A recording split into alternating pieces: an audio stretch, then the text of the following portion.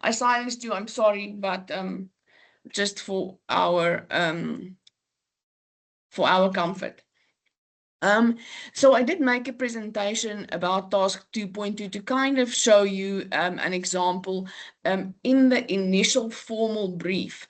I didn't have the opportunity to talk a lot about it, and I used, if you were there, you would remember, I used last year's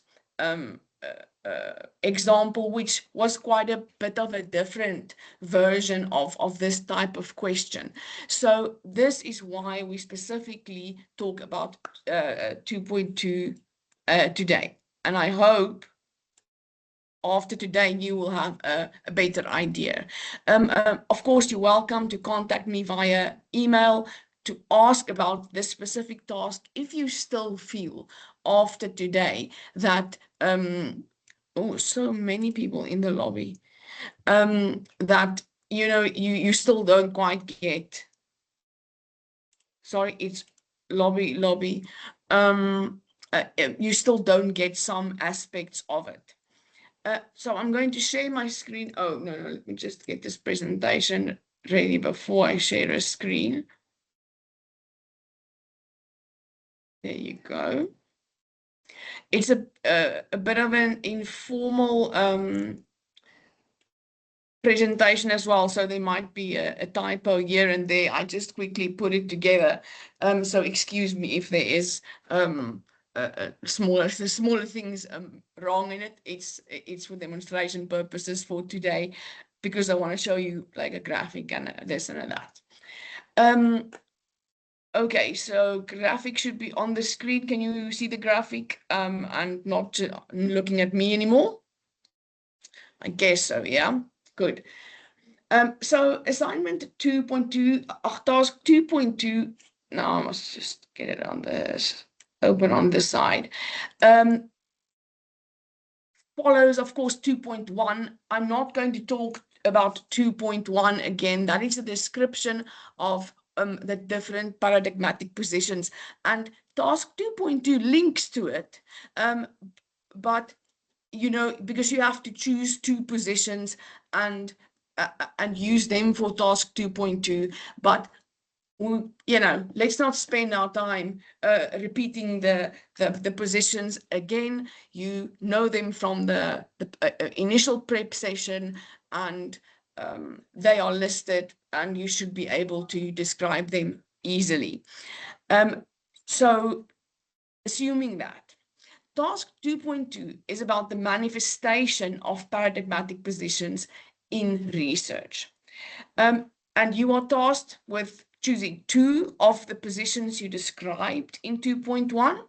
So that means that task 2.2 will have two answers, two sets of answers. So it's basically a double question. And it's like, I think I had it wrong in the initial presentation. It counts for 50 marks. So it's 25 marks plus 25 marks for two answers for two different paradigmatic positions. That's the first important point you have to remember. Otherwise, you'll be getting yourself confused, trying to do multiple things in one answer. And something I see was also wrong in my first presentation. I can't remember whether I corrected it verbally, but my first presentation said 2 written components and 2 graphic representations per answer. That is not correct. There must be 2 separate answers, and each of those answers have 1 graphic and 2 written components. So what is on the screen now is a better representation of what task 2.2 should look like. The first written component is basically about how the position shapes research, and it's more from literature, this discussion from literature. Then you have the graphic representation, and then the second written component explains the graphic. That's in short how it works. And there's the mark allocation there at the bottom. And remember that you must reference your sources, especially the first written component, will only come from literature. So you don't have a choice but to reference your sources. Now, let's look at the details of this. The first written component, I broke this down. We can quickly look at the assignment itself so that you can just remind yourself of what it looks like. Just see. Let's remind ourselves what that looks like in the full words. So the full words say the first written component must address how the position and its constitutive ontological, epistemological, axiological, and methodological assumptions shape research, specifically in terms of research problems, issues, objectives, topics, methodological strategies and design, and the selection of methods, techniques, and procedures of data collection and analysis. You must mostly use arguments informed by critical engagement with research and methodological literature. So that's what I'm saying. It's from literature, this first written component. And then the maximum for 400 words. Now, in my opinion, or my thinking, we can summarize it like this. Briefly describe the paradigmatic position that you have now chosen. You will have two, but let's assume this is one of your answers. Briefly describe that paradigmatic position and its ontology and epistemology.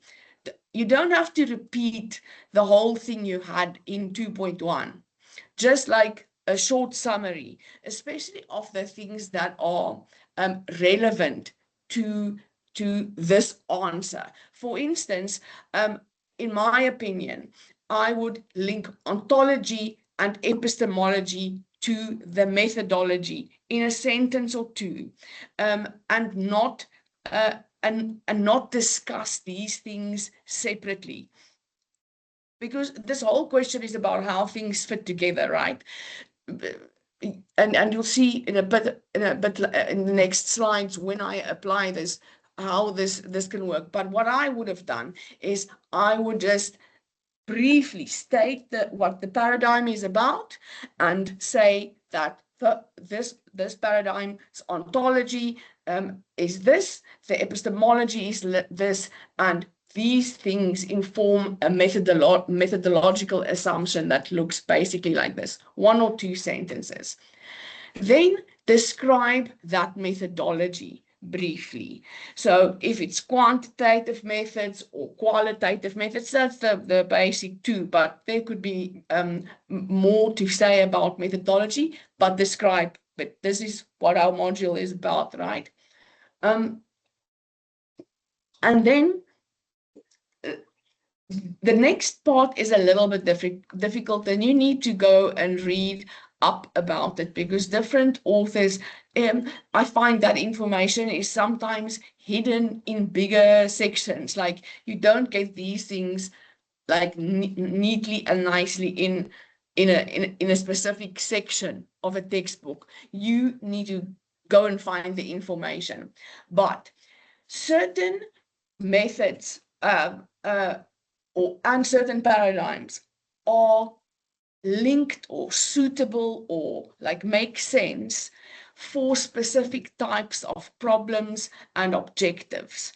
I addressed this specifically in a tutorial video, one of those pre-made tutorial videos that is available. Let me just see if I can remember which one. I think it's the one on research design. No, I must remember which one is research design. Approaches. No, it's the next one. Sorry, now you see my my back end.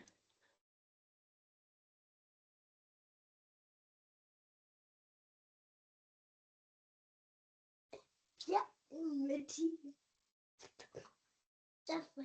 Oh,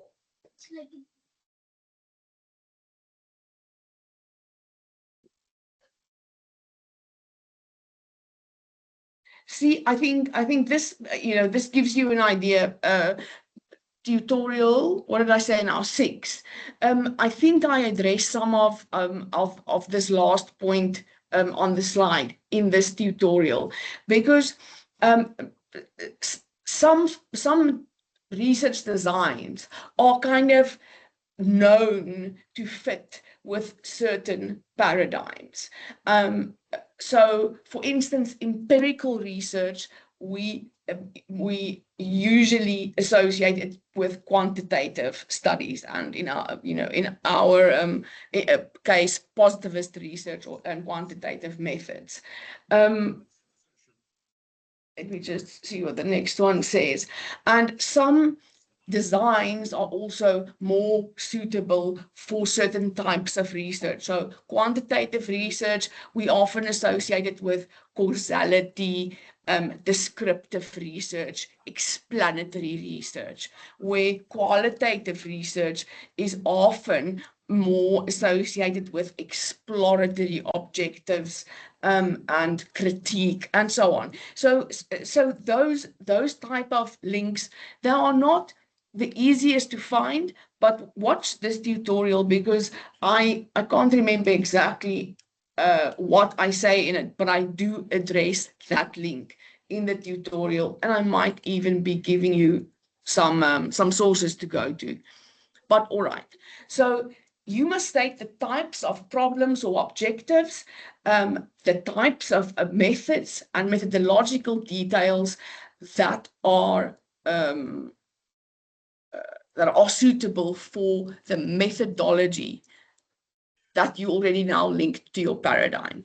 So I want to show you the example of this, but now I only have it later. Let me quickly.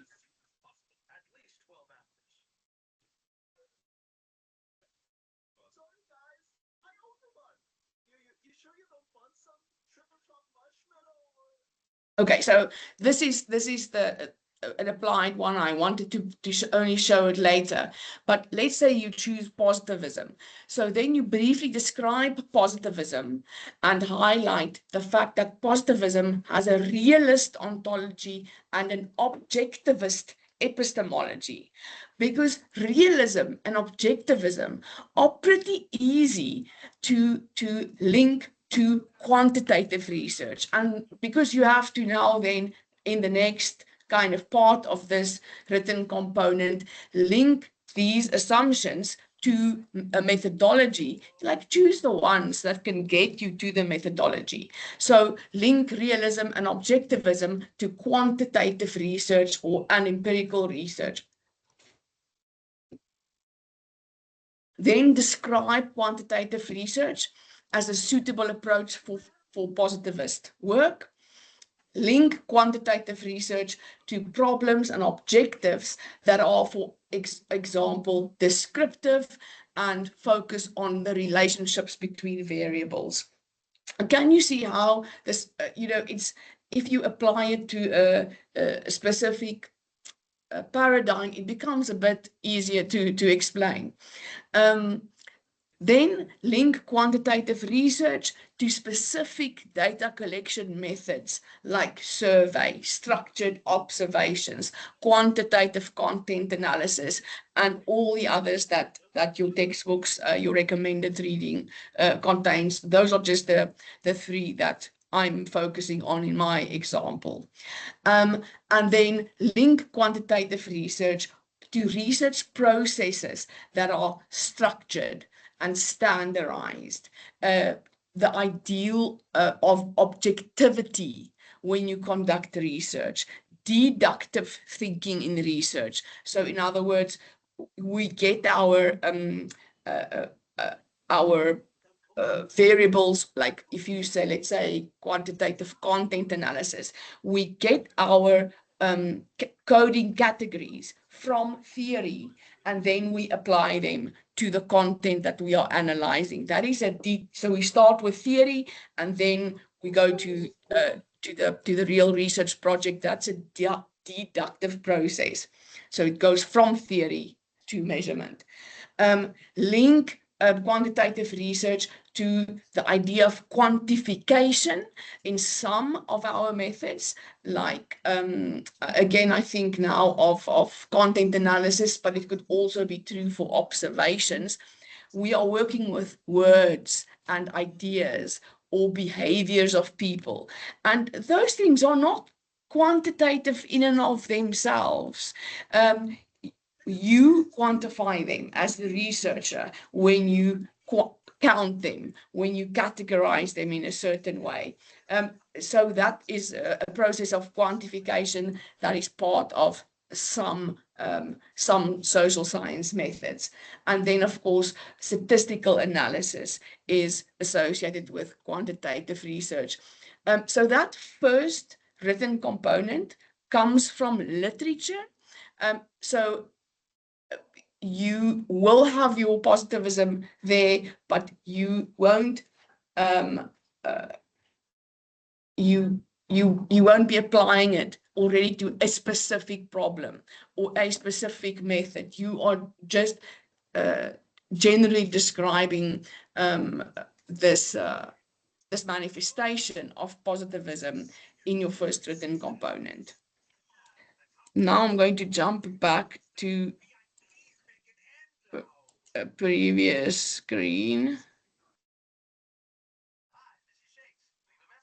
All right, now your graphic.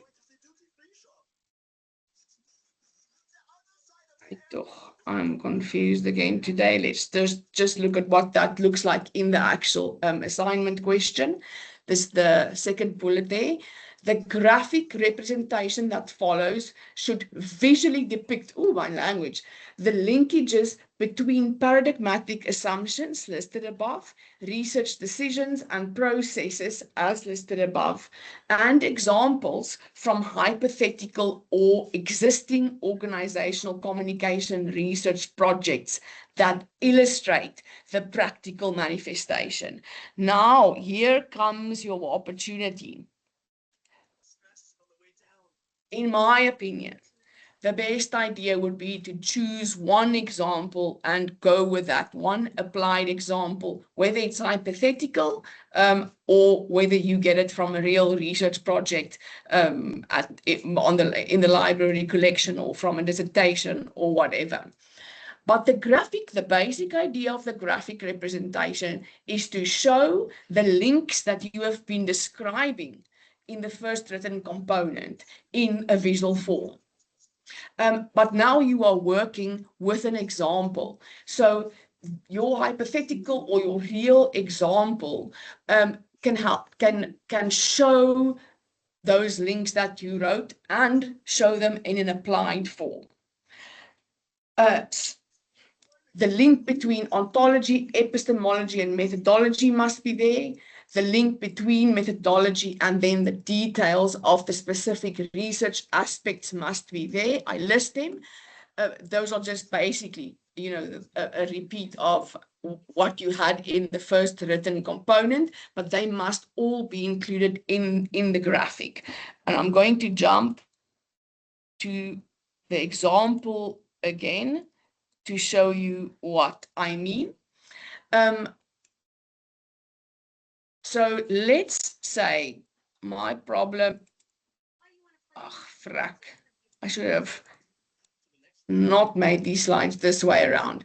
My example problem, if it was me, my project, I would have chosen an example for the positivism answer.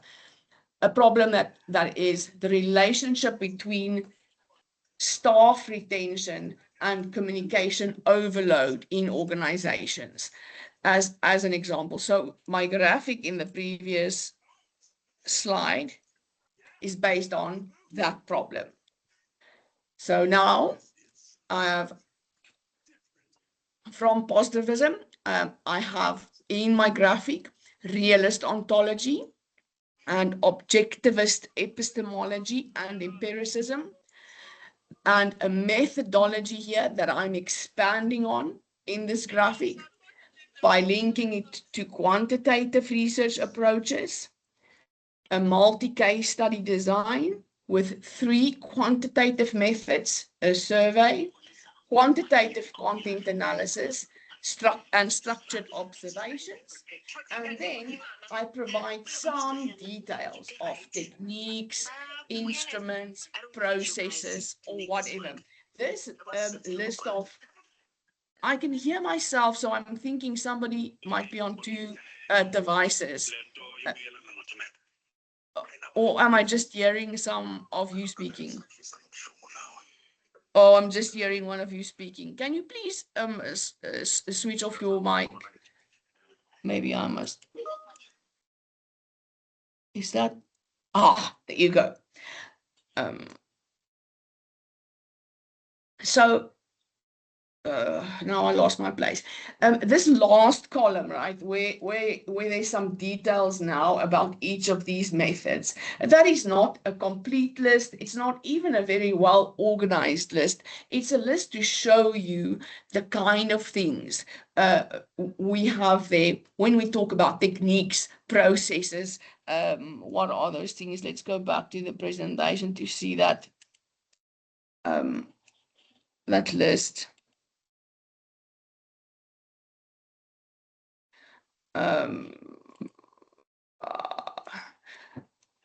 The research approaches, the research design, okay, that's the multi-case study. Then methodological details like data collection methods, processes, data analysis methods. Those type of details is what you must also depict in your graphic for that specific example project. Okay, then the second written component is to explain the graphic. That's the basic, the core of what that second written component should do.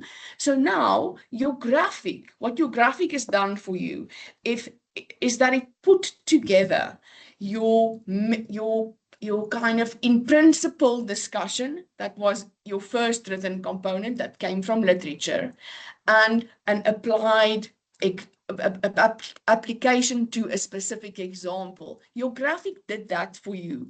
So explaining your graphic is about showing the application.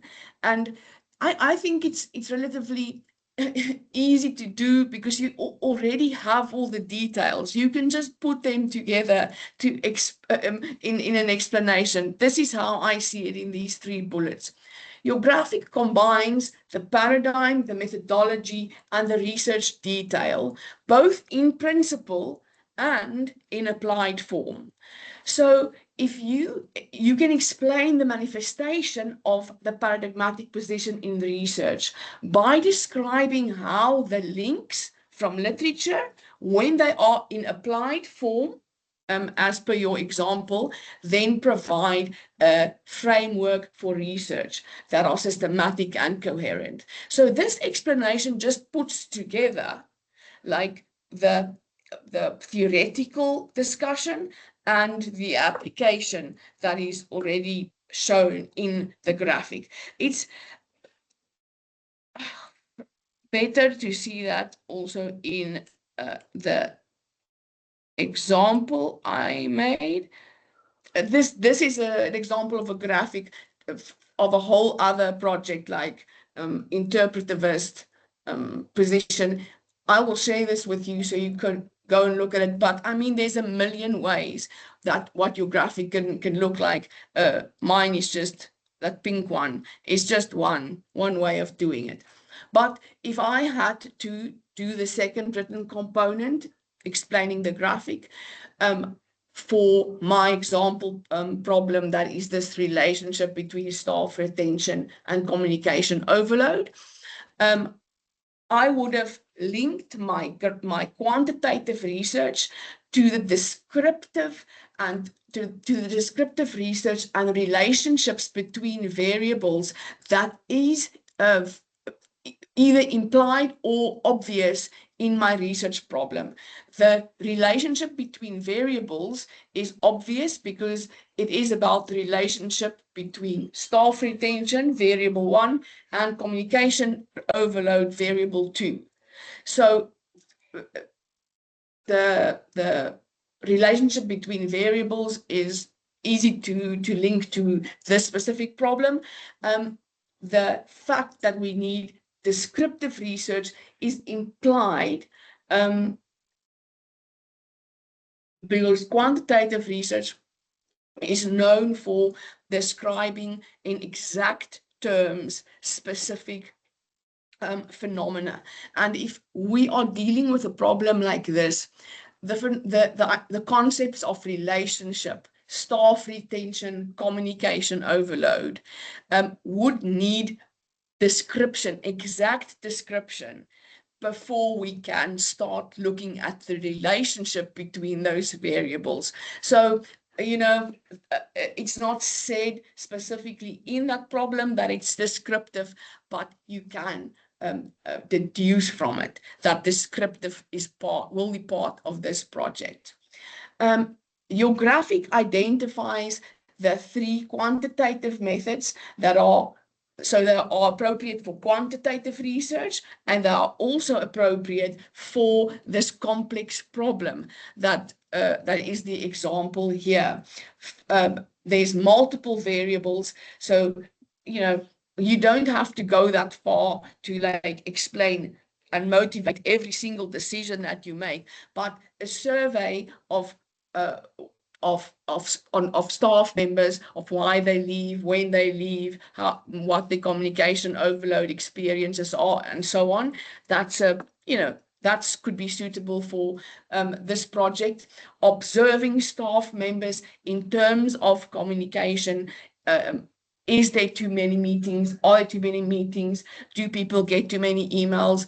That type of observation, or an online observation, virtual observation of email correspondence going back and forth, or social media interactions going up and down, that could inform a project like this. And the content analysis could, let's say, be of policy documents or guidelines or work distribution documents. And all of that can inform a project that wants to know the relationship between staff retention and communication overload. Okay, the organizational research like this, where there's multiple methods, you can link that. I mean, that's not a multi-case study, isn't like always linked to quantitative work. We actually associated case study work more with qualitative work, but for organizational studies, because organizations are these kind of units, and much of communication research happens in a single organization, case studies for us are suitable for both qualitative and quantitative work. And for a study like this, if you are using multiple organizations, so multiple cases, to do your measurement in, it is a good research design for this problem. The link you can get from both from literature and from your example. It's I can't remember exactly which author, but somebody writes about organizational research and case studies being like a good fit. And then the details in your graphic can be of each method can just be put in words. So let's go back to the graphic. So in that second description, is my mouse now? You can merely describe survey as the method, the questionnaire as the instrument, the type of survey as an online self-administered survey. It's an opinion poll. It yields primary data, and it is descriptive in nature. That quantitative content analysis, that you are selecting, for instance, syntactic units, it could be whatever units, thematic units, whatever. You're using pre-coded categories, because remember, quantitative research gets those categories from theory or from literature, and it's worked out before you start the analysis. It's not post-coded or changing or developing as you would see in qualitative content analysis. You work according to predefined rules and processes so that your research is replicable. And quantitative content analysis or content analysis always yields secondary data. And structured observations, some of the details that you could be mentioning is that you could be observing interaction and behavior of people. The observation schedule, there's an observation schedule with predetermined categories. That's again the quantitative part. You don't go in with an open mind. You go in with predetermined categories that you are going to observe. Observations yield primary data, and almost the same as the quantitative and the content analysis, there is specific procedures and rules when you are doing structured observation. So you can just explain these methods and their techniques, their types of data, the measuring instruments, and the processes that you have in the graphic when you explain it. So it's not, this question is not rocket science. It's just maybe maybe it was a mistake on my side to put it in the way that I put it in the task, because basically it comes down to a theoretical discussion, a graphic that shows this theory applied to an example, and then an explanation of what is going on in the graphic. I think if you follow this type of recipe, you can't go wrong. I'll share this with you. This is not the be all and end all. You can do your own graphic. You can be a little bit creative. You don't have to have 3 methods. Like this is maybe overkill to have 3 methods. You can have only 1 method, and then you make your own life easier. You can go qualitative, quantitative. You can have one of each because you need these 2 answers. So, make the call for yourself. Choose those paradigms you're comfortable with, choose those methods that you understand, and that will make it much easier for you to describe this thing and put it in a graphical form.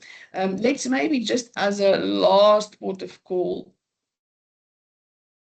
look briefly at that second example. It's not very well thought out. Oh, I'm not sharing.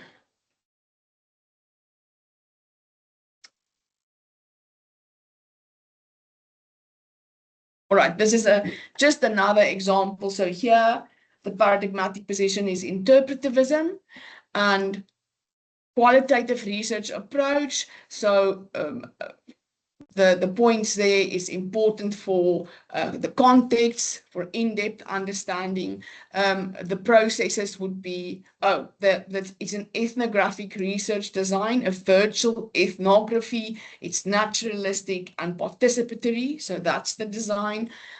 So the processes is about doing the field work, bounding the research, usually longitudinal if you're doing ethnographic work.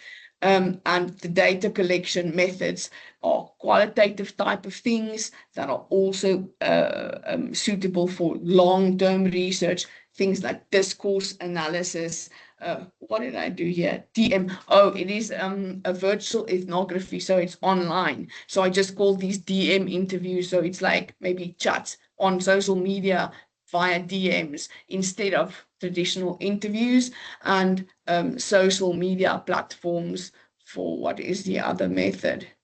Probably participatory observation of interactions going on social media platforms. So, I mean, this is a whole different look and a whole different idea, not thought through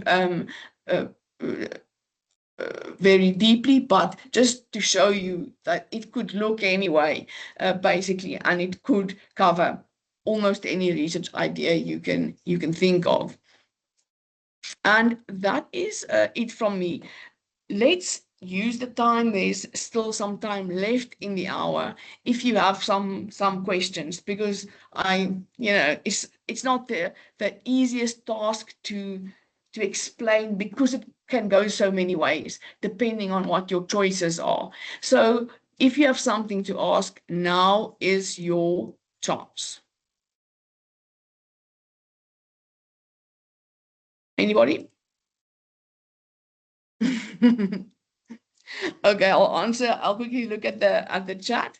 Somebody asked, we are only limited to the recommended sources. We can use industry sources, as it's in the instructions of the assignment. For methodological information, for methodological information, you are limited to the recommended reading and to that SAGE Research Methods, the online resource. For examples of research projects, you can think up your own one, or you can use the institutional repository if you want to, or you can get your example from industry, but industry sources are not something that you need to use, so just leave them out. You can get your example inspired from industry, if that's clear, but all methodological information must come from your recommended reading. All right, so each question will have one graphic presentation. Yes, that was a mistake in the previous presentation. I can show you a layout example of another module. I must find it first. I didn't have time to make it for this one, but it can basically show you the type of layout we're looking at.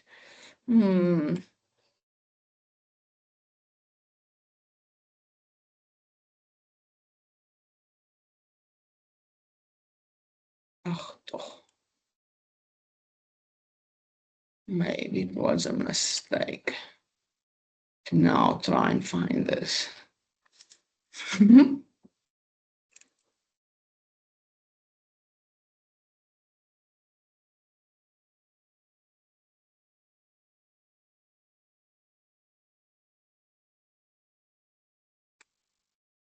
Sorry for the silence. I just need a second to find this.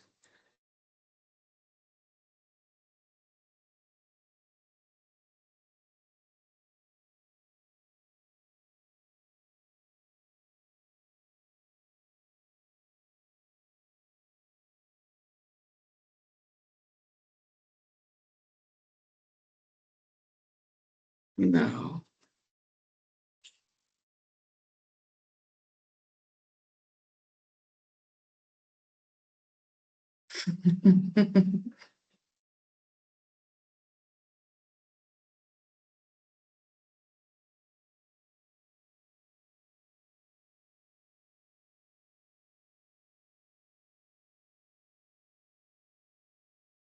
Ah, there you go. Maybe it's this one.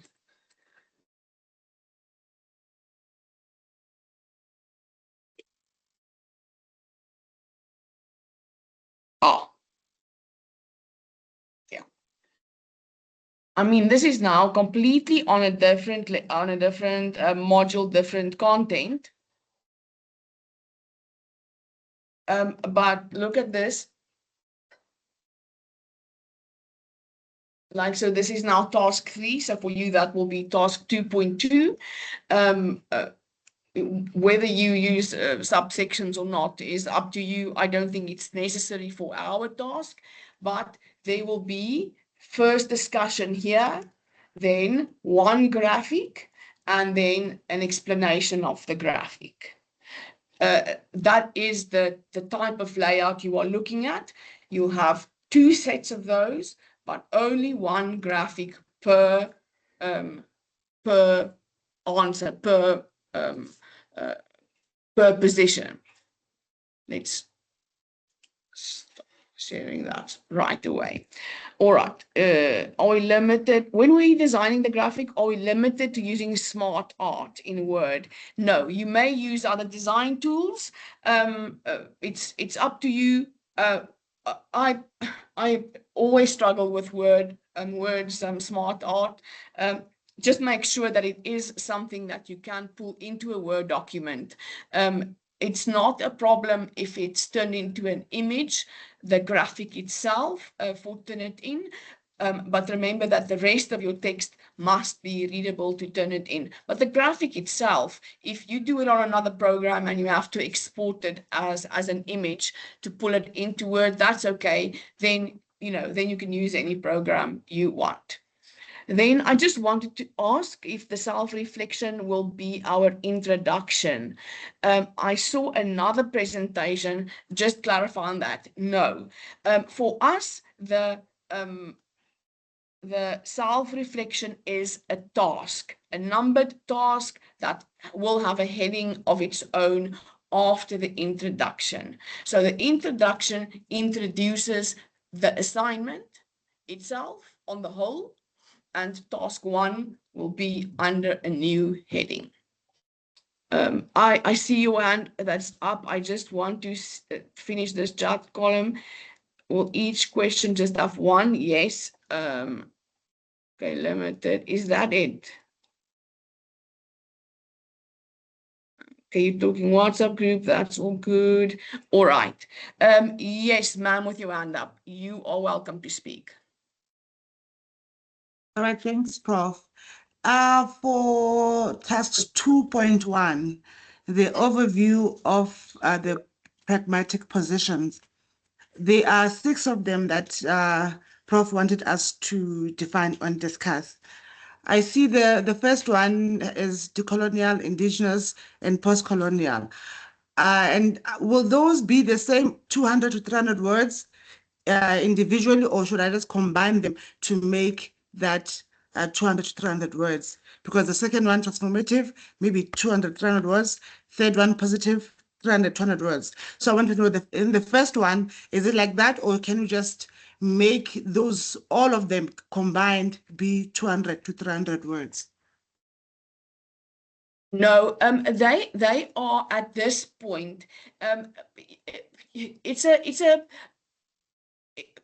It's grouped like that because these type of positions are kind of in a development phase. There's a lot of changes, and a lot of people call this new wave of thinking by different names. So we created this group to give you some freedom in terms of the terminology you use, and to be able to recognize that position when you read a source that is using maybe a different word. So if we only called it decolonial position, and then you read someone and they call it indigenous, maybe you don't realize that that is in principle the same worldview that we are talking about.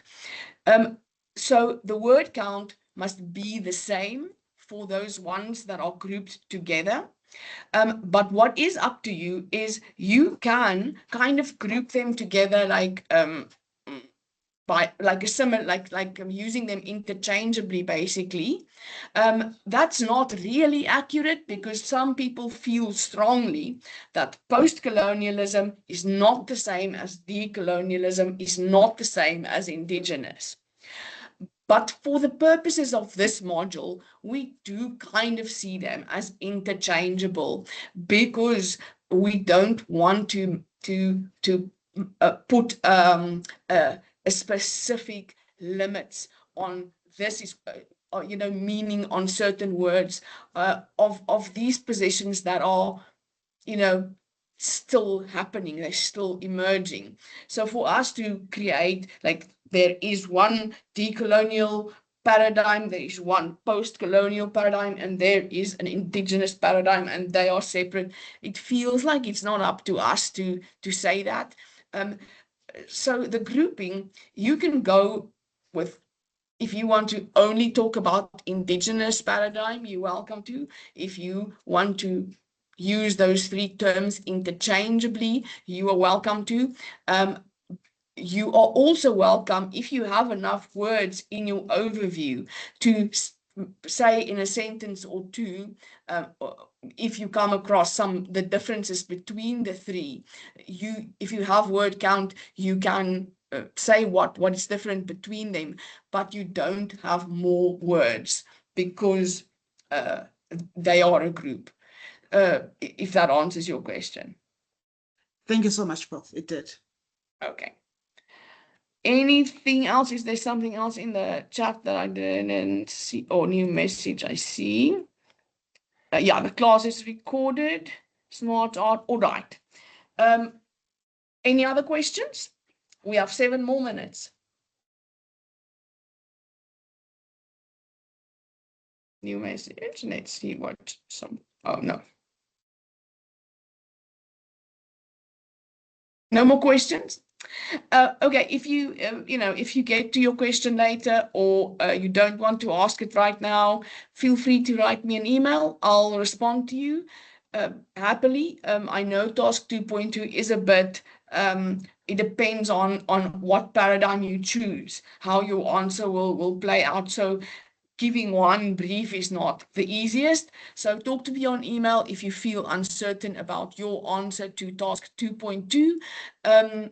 This recording will be available to you during the course of the day, and I'll upload the slides for what they are worth. They're a bit casually made, but maybe they're worth referencing later. Let's see what the last chat says. Hi, Prof. Apologies for asking. Is the word count strict? The word count is strict in the sense that if you are caught out for using too many words, your marker will have the right to stop marking at the 200-word mark. But we are not counting words for every single answer. So if it looks like 200 words, you will probably not lose a mark, even if it's 210 words. But the moment it looks too long to your marker, they will count the words, and they have the right to not mark beyond 200 words. So if that, I don't know. So if it's a little bit too long, I don't think you have a problem. If you are going double the length, you will definitely have a problem, and your marker will not mark your full answer. Hand up. Yes, you may speak.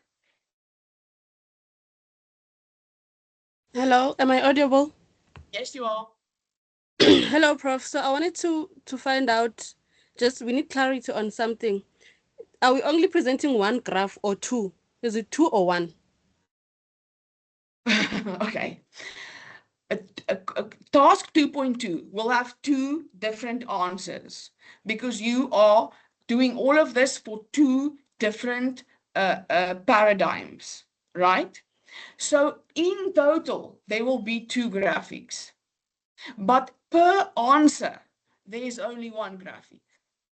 So if you have positivism and you have transformative paradigm, and those are your 2 chosen paradigms, you will have for positivism a first written component, and for transformative paradigm a first written component.